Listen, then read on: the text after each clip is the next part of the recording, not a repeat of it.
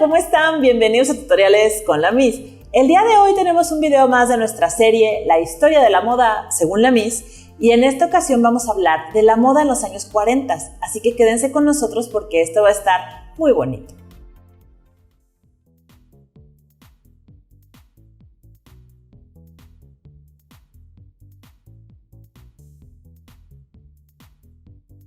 Los años 40, es decir, la moda entre 1940 y 1949. Podemos decir por principio que lo que va a marcar las características de esta década va a ser la Segunda Guerra Mundial, la cual inicia en 1939 y termina en 1945.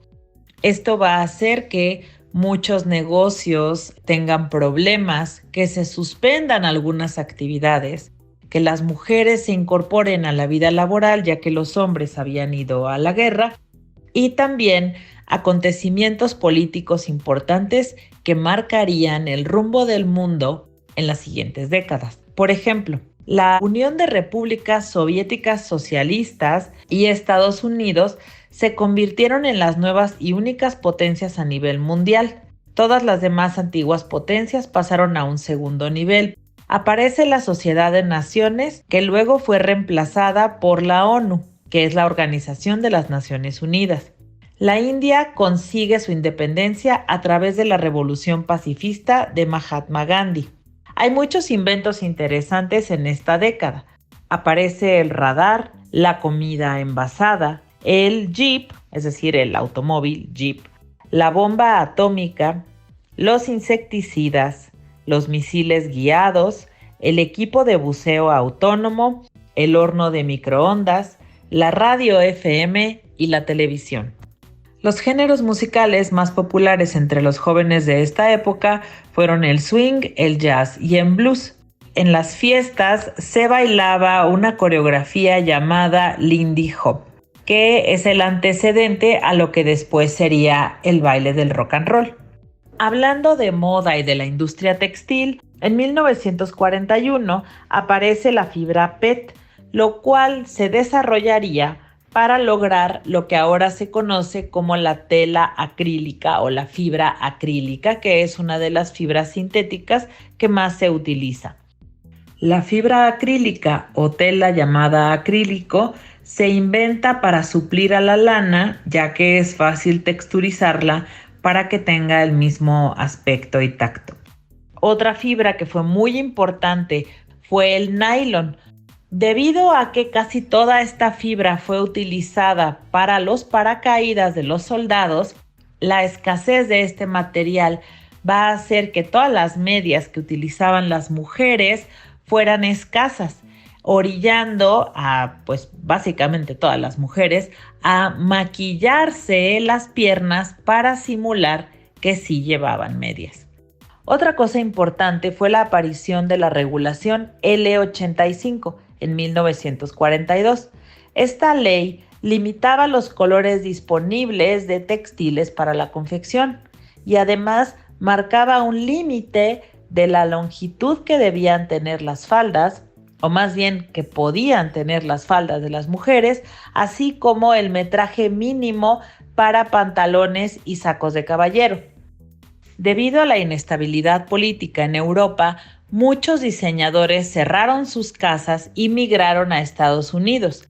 Además de esto, el ascenso de los diseñadores americanos en la creación de moda y prendas de vestir mucho más prácticas acorde a la situación en aquel momento va a ser notorio. Una de las influencias más notorias en la moda de esta década va a ser generada por el cine, así que muchos diseñadores de vestuario para cine fueron creadores de prendas y estilos de vestir que marcan la moda de esta época. Algunos de los diseñadores importantes de esta época son Adrián, un diseñador de vestuario que, entre otras cosas, diseñó el icónico vestuario del Mago de Oz. También hizo vestidos de noche que fueron muy reconocidos en su época e inventó el Eugenie Hat. Además de esto, él fue uno de los promotores de las sombreras en la ropa de mujer. algo que es muy, muy notorio y representativo en esta época. La diseñadora americana Claire McCardell va a realizar prendas ready to wear, es decir, listas para usarse. Fue una diseñadora muy propositiva que se adaptó a las necesidades de la mujer de la época. Esa es su principal aportación. Su ropa era práctica y económica y también propuso la combinación de piezas separadas para armar los looks. Le permitía a las chicas combinar 5 piezas para armar 9 looks. Ella también promueve el uso de suéteres de lana para mujer, trajes sastres, el spaghetti string, detalles masculinos aplicados a la ropa femenina, prendas basadas en uniformes deportivos, ropa inspirada en la ropa de los soldados y los obreros. Y también va a diseñar lo que se conocería como el American Look. Claire McCardell también diseña una cosa llamada el monastic dress. Utiliza la mezclilla, la tela calicó y las bailarinas, que son zapatos bajos parecidos a los flats. Además de esto, ella diseña el pop-over dress. También diseña el kitchen dinner dress, una prenda que tenía el reto de poder ser utilizada como prenda para la casa y asimismo poderse llevar después a una fiesta o un evento un poco más elegante. Pauline Triger va a diseñar el jumpsuit, los abrigos sin manga, capas reversibles y tops transparentes que iban bordados para los vestidos de noche. Otros diseñadores sobresalientes de la época van a ser Norman Hartnell, Hardy Ami, Edward Molineux, Norman Norell, y no olvidemos quizá una de las aportaciones más importantes de esta época, aunque fue a finales de la década, que es el Dior New Look. Christian Dior le va a regresar a la mujer este lado femenino y coqueto que perdió durante la Segunda Guerra Mundial. Pero al acabar la guerra hay toda una campaña en la cual se hace toda una manipulación para que la mujer desee dejar de trabajar y regresar al hogar, ya que los hombres, una vez terminada la guerra, necesitaban sus trabajos de vuelta. Entonces, dentro de esta campaña hay elementos importantes como el romantizar la vida en el hogar, el cocinar, y hay toda una serie de inventos y electrodomésticos que se vendían para facilitarle a la mujer el trabajo en el hogar. Cabe mencionar que esta campaña fue muy popular, las mujeres fueron convencidas de regresar a sus casas y es esto lo que va a marcar la moda de la década de los 50, donde las mujeres son extremadamente femeninas y elegantes, en contraste con la moda de los 40, que es mucho más sencilla y austera. ¿Qué materiales de confección se utilizaron en esta época? Principalmente telas recicladas, algodón y fibras como la viscosa o el rayón. Lo más importante en esta época era ahorrar dinero y utilizar la cantidad mínima de material. Existían incluso diagramas que las mujeres podían utilizar para deshacer los trajes sastres de sus maridos y colocar en ellos, para reciclar la tela, moldes de ropa femenina. ¿Cómo era la indumentaria masculina de esta época? Como en Estados Unidos se asumió la posición de que era obligación patriótica y deber de los diseñadores dedicarse a producir ropa que durara a través de varias estaciones y que utilizaran un mínimo de tela, los trajes de hombres se van a confeccionar sin chalecos, los bolsillos sin alas y los pantalones perdieron pliegues. Se utiliza, sobre todo en Europa, el look eduardiano. El look eduardiano es mucho más recto y ajustado porque las prendas ocupan menos tela. El patronaje de la ropa de hombre va a ser mucho más inspirado en los uniformes militares. Hay otras prendas que van a complementar la indumentaria masculina, como las famosas bomber jackets y también los chalecos que son tejidos. Los pantalones dejan de llevar valenciana y la pierna va a ser mucho más angosta. Las corbatas se hacen ahora de rayón o de lana, que eran materiales un poco más económicos. Era común que los hombres utilizaran el nudo Windsor para sus corbatas. Materiales como la mezclilla, los overoles y las botas industriales van a ser bastante comunes. Gracias a la guerra, también se pusieron de moda las camisas hawaianas, que muchos soldados llevaron a Estados Unidos desde Hawái. Los pullovers, los sombreros tipo fedora de lana y los hamburgs van a ser muy populares. Una excepción a la regulación de las telas y los trajes ajustados va a ser la aparición del zoot-suit. El zoot-suit era utilizado por los pachucos, que eran una comunidad mexicano-americana, vamos a decirlo así, que vestía con ropa muy holgada, pantalones con pinzas, sacos muy largos y amplios y en general hacían caso omiso a estas regulaciones. Quizá uno de los pachucos más populares que podemos recordar sea Germán Valdés Tintán, el cual aparece en muchas películas mexicanas de la época con ese tipo de atuendos. Regresando a la moda del resto del mundo, podemos mencionar que la austeridad va a llevar a que las corbatas se vuelvan en general más angostas.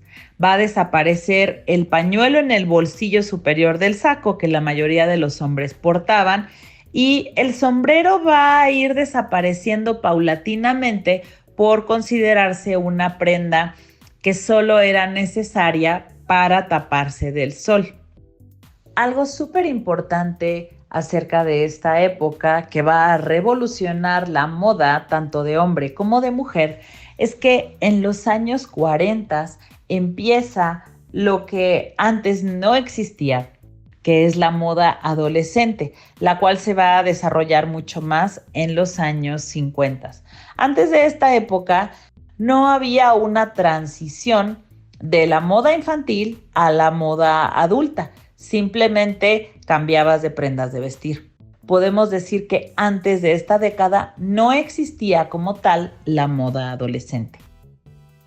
¿Cómo era la indumentaria femenina de la década de los 40? Por principio, la silueta de los vestidos de mujer va a cambiar respecto a el corte que tenían las prendas en los años 30. Las faldas van a reducirse y más o menos van a llegar hasta abajo de la rodilla, generalmente en corte recto, línea A y en algunas ocasiones en corte un poco más pegado, como corte de lápiz. No era común que tuvieran mucho volumen porque estaba prohibido. Casi todas las prendas tenían marcada la cintura o tenían algún tipo de pretina. Incluso los vestidos parecían a veces cortados en dos partes por la presencia de la pretina. Un elemento súper característico de la década de los 40 va a ser el uso de hombreras tanto en prendas de noche como en prendas de uso diario.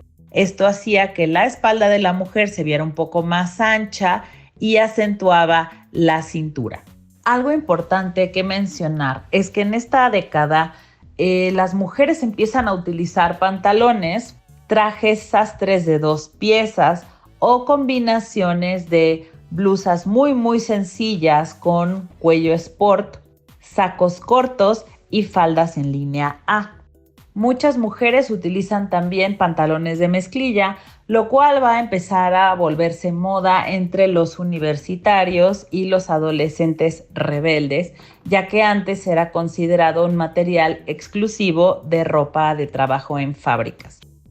El utilizar overoles y botas industriales era común entre las mujeres trabajadoras. Es importante el uso de cinturones tanto en vestidos como en prendas que necesitaban marcar la cintura de la mujer. Los zapatos generalmente eran bajos o de tacón no tan alto, ya que esto pues también era para ahorrarse material.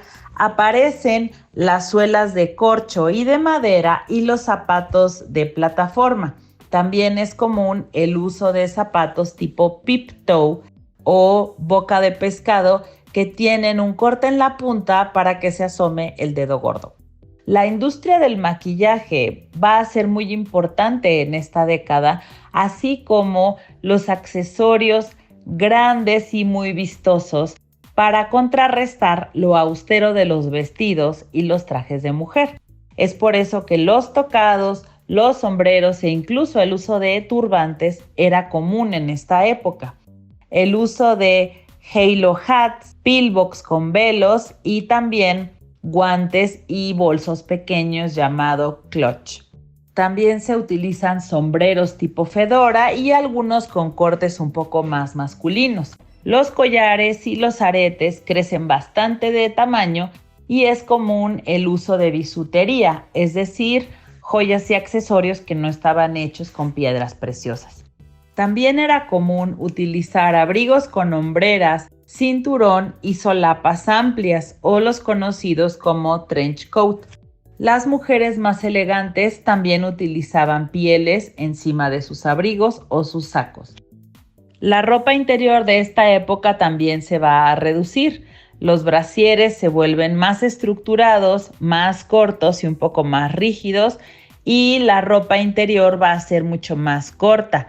Por ejemplo, las pantaletas llegan a la cintura y debajo de la pompa. Muchas mujeres utilizan corsets o fajas debajo de su ropa para acentuar la cintura. La mayoría de los vestidos sencillos de mujer llevaban botones en toda la parte delantera y generalmente bolsillos tipo parche. En 1947 aparece el New Look de Christian Dior, cambiando totalmente la silueta de la ropa femenina. Las faldas eran más largas y mucho más amplias, generalmente en corte circular, doble circular o cortado al lienzo con un montón de tela. Debajo de estas faldas llevaban amplias crinolinas que esponjaban y daban un efecto como de campana. Las prendas vuelven a ser bordadas, llevar aplicación de encaje, pasamanería, taseles de seda, flores y en general se utilizan más elementos decorativos en las prendas de vestir.